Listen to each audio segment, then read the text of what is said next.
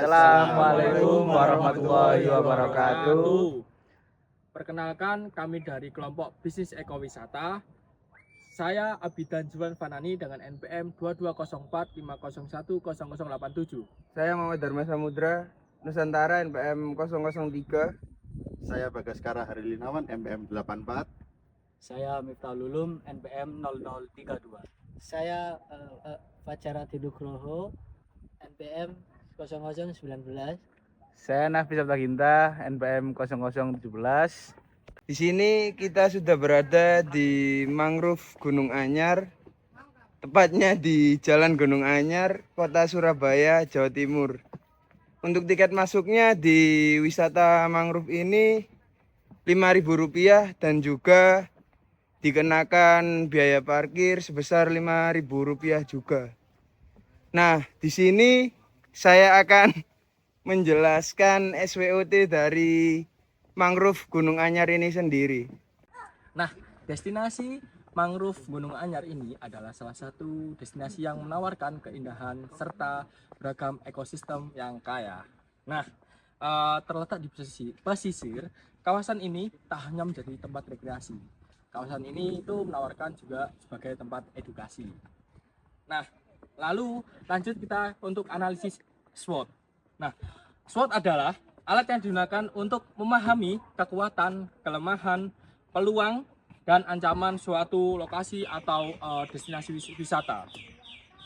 Berikut adalah identifikasi dari analisis SWOT. Saya akan menjelaskan yang pertama, yaitu tentang strength. Nah, di sini strength adalah kekuatan, di mana kekuatan dari mangrove Gunung Anyar sendiri itu terbagi menjadi 5. Yang pertama, keanekaragaman hayati. Nah, kawasan mangrove ini tuh memiliki berbagai jenis flora dan fauna yang unik seperti kepiting, ikan, dan ada tumbuh-tumbuhan yang kita tentu tidak mengenalnya sebelum kita datang ke sini. Lalu yang kedua ada fungsi ekologi. Mangrove berfungsi sebagai penahan abrasi dari laut, lalu ada penghalang gelombang laut dan penyerap karbon, membantu mitigasi perubahan iklim. Lalu yang ketiga, aksesibilitas. Nah, lokasi yang cukup dekat dari pusat kota Surabaya membuat mangrove Gunung Anyar ini mudah dijangkau oleh wisatawan. Lalu yang keempat ada dukungan pemerintah, adanya perhatian dari pemerintah Kota Surabaya untuk konservasi dan pengembangan dari mangrove Gunung Anyar ini sendiri. Yang terakhir ada potensi ekowisata. Nah, mangrove Gunung Anyar menawarkan pengalaman wisata atau pengalaman edukasi yang menarik. Nah, seperti itu untuk analisis dari strength atau kekuatan. Yang kedua itu weakness atau kelemahan. Jadi yang pertama itu ada 2. Yang pertama itu kurangnya fasilitas sama kurangnya promosi gitu. Nah, keduanya ini saling berhubungan. Jadi kalau fasilitasnya kurang, itu apa yang dipromosikan? Ada tapi tidak mendukung begitu.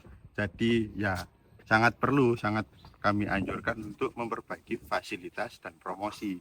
Bisa dari Instagram, YouTube, TikTok, ataupun orang-orang warga lokal yang ikut mempromosikan. Jadi bisa bikin brosur begitu. Terus tempel-tempel. Jadi, oke. Lalu yang selanjutnya yaitu opportunity atau peluang. Yang pertama, peluang dari kebun raya mangrove Gunung Anyar yaitu pengembangan paket ekowisata yang melibatkan edukasi lingkungan. Dan yang kedua, kemitraan dengan lembaga pendidikan untuk riset dan pendidikan dan pengembangan. Yang pertama, pengembangan paket yaitu pada perbaikan infrastruktur untuk meningkatkan daya tarik wisata.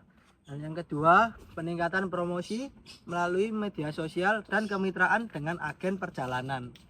Jadi yang terakhir adalah threats, yaitu tantangan. Jadi tantangan yang ada di mangrove Gunung Anyar ini ialah aktivitas manusia, yaitu dengan yang pertama pembuangan sampah, lalu ada penggunaan lahan yang kayak gini yang masih belum dipertanggungjawabkan. Jadi banyak tumbuhan mangrove yang roboh akibat pembangunan fasilitas. Lalu juga ada yang terakhir faktor iklim, yaitu iklim cuaca panas dan cuaca hujan. Kalau cuaca penghujan kemungkinan paling tidak mangrove ini nggak bisa dikunjungi karena kemungkinan airnya pada naik, karena kalau musim panas saja airnya udah agak naik karena ini kan sudah dari laut. Lalu juga yang kalau musim panas itu terkadang nyamuk-nyamuk itu banyak. Jadi itu aja analisis SWOT dari kelompok kami. Selanjutnya ada produk digital. Yang pertama, platform pemesanan tiket online melalui website Tiket Wisata Surabaya. Dan yang kedua, konten edukatif digital melalui platform Instagram, TikTok, YouTube, dan media sosial lainnya. Selanjutnya, kelompok kami akan menjelaskan strategi bisnis daya tarik wisata yang ada di mangrove Gunung Anyar. Yang pertama yaitu produk paket wisata.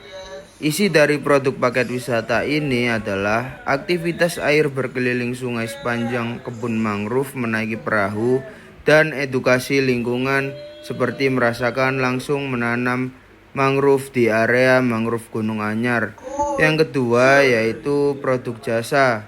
Produk jasa ini terdiri dari pemanduan wisata, yaitu seperti memandu wisata yang ingin berkunjung di mangrove Gunung Anyar. Yang kedua yaitu sewa peralatan wisata seperti skuter dan shuttle.